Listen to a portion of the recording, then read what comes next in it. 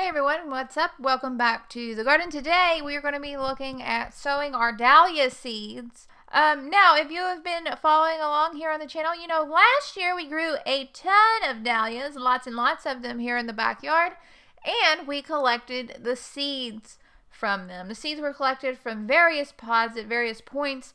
While a lot of people like to make their own crosses and be very methodical about the whole process of saving dahlia seeds, what I actually did was I let the bees do all of the work for me and make whichever crosses they, like to make, and we saved the seeds from the dahlia plants. Now, what's exciting about growing dahlias from seed is that they are very genetically diverse. They have a lot of genetic information in there, and when you save seeds you really don't quite know what you're going to get. It's very unlike saving other types of seeds where the flower shape and color are kind of predictable in some ways. So I thought it would be fun for us to grow all these seeds out as kind of a little garden community. And if you ordered those seeds from my website last fall, this is probably the time I'm going to be starting my own dahlia seeds that I saved from that experiment as well. If you are participating in this as a member of the channel, you can upload pictures of your results on Instagram using the hashtag KY Dahlia Project, and that way we can store all of our information, all of our results and everything together in one place so other people can go through and look at the kind of interesting and unique flowers that we were able to grow from the planting. Now, some people have already began to sow their seeds and germinate their seeds, and so far what I am seeing is a very unpredictable germination rate, which I kind of expected. This is my first time saving dahlia seeds, so of course, obviously, I want to make sure that the seeds are viable, and I did attempt to do that as best I could. However, with the mixed results, I am noticing a pattern that maybe I should have left them longer. I don't know. I'm learning just along with you guys, as I like to be open and transparent about. However, with dahlias like this, it's also important to note that I've been told that sometimes crosses just won't be viable. Obviously, some flowers are going to make better seed parents than others. Some are going to make better pollen parents than others. And this is often the case with a lot of different types of plants when you are talking about hybridizing them and making your own new varieties. The most common example I can think of is daffodils. For example, you can cross several different types of daffodils to, create seed and save seed. However, some of them will not be a viable pollen parent, or some of them will not be a viable seed parent. And I can only assume, obviously I don't have a degree in genetics or anything like that, I can only assume that the same may also be true for dahlias. So I'm really interested this year to keep better notes on which plants are going to be producing the best seeds and which ones are not.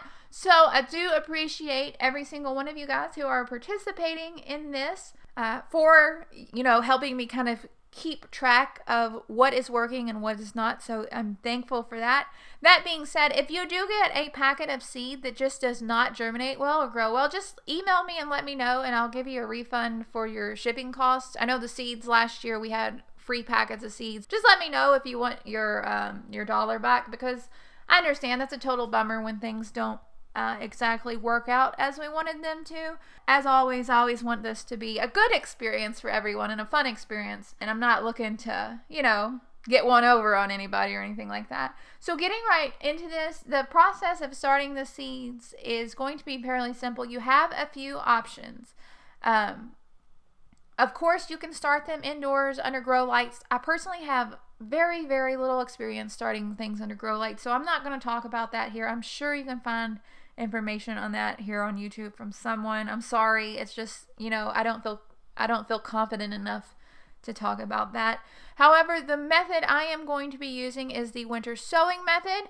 If you are unfamiliar with the winter sowing method, I totally recommend the complete guide to winter sowing here on the channel. I'll put a link in the card so you can click on that.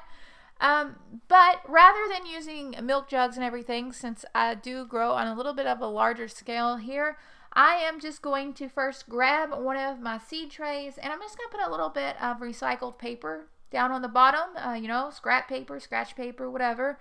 And I'm going to fill that tray with about 1.5 to 2 inches of potting soil or your own seed starting mix, whichever you have available. I just use potting soil because that is literally the only thing that my local home improvement store sells, so that's what I'm going to use. Since it has been reported that these germination rates on these seeds is on the low side from the people who've already given this a go, I am going to sow these very, very thickly. Just tons of them in this tray. Worst case scenario, we'll have too many things in here, but I don't think that's going to happen. So we're just going to go with it. I'm going to sow this very, very thickly on the surface of this moist potting mix. You want to make sure that that potting mix is nice and saturated and just going to be a really hospitable environment for germination. After I do that, I'm going to firm the seeds into the soil with my hands, just making sure they are going to come in very, very good contact. And since these seeds are very much shaped like zinnia seeds and very much like zinnia seeds, what I'm going to do is I'm just going to take a couple handfuls of soil and lightly sprinkle the soil on top of those seeds. I'm sure if you had something like vermiculite or something like that, that would be another great option. Unfortunately, I don't have anything like that. But once I've done that, I'm just going to press them down into the soil once again. And I am going to move this into my low tunnel for seed starting for germination and really, really get these seeds in a nice, warm, humid environment. I won't have to take care of these until they begin to germinate. Once they begin to germinate, I will have to take special care to make sure that there are no chances of frost or anything like that while they are outside growing. Again, you can get more detailed information about that from the winter sowing videos on how to take care of them since these are frost tender. Ideally, I'm going to let these grow on in the trays until they have several sets of true leaves. At that time, I can transplant them into individual cups or individual containers, or possibly even transplant them into the garden, again, depending upon the size and how many of these actually germinate. If you are interested in following along with this whole process, be on the lookout for new update videos, and of course subscribe. We would absolutely love to have you. We're really just experimenting with a lot of fun stuff this year that I'm really, really eager to see, really excited about. And I'm also excited to see the results of other people's experiments with dahlias from seeds.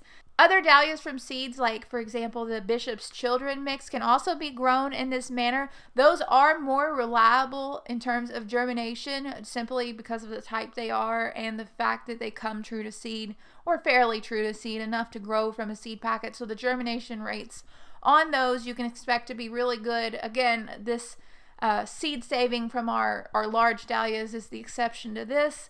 Hopefully I've made a little bit of sense. And if you are a dahlia hybridizer and have experience with this, I would appreciate you so much to give me any tips or tricks that you might have down in the comments, or helpful information. As I already mentioned, I'm not an expert. I'm just someone who is interested in this process, who wants to learn more. And hopefully, in turn, other people will also, want to learn more. You never know. The next great dahlia hybridizer might be out there somewhere and they just don't know it yet. So thank you for your understanding and for your kindness in the comments section. It is always so appreciated. I hope that everyone is having such an incredible day, and I will talk to y'all later. Bye, guys.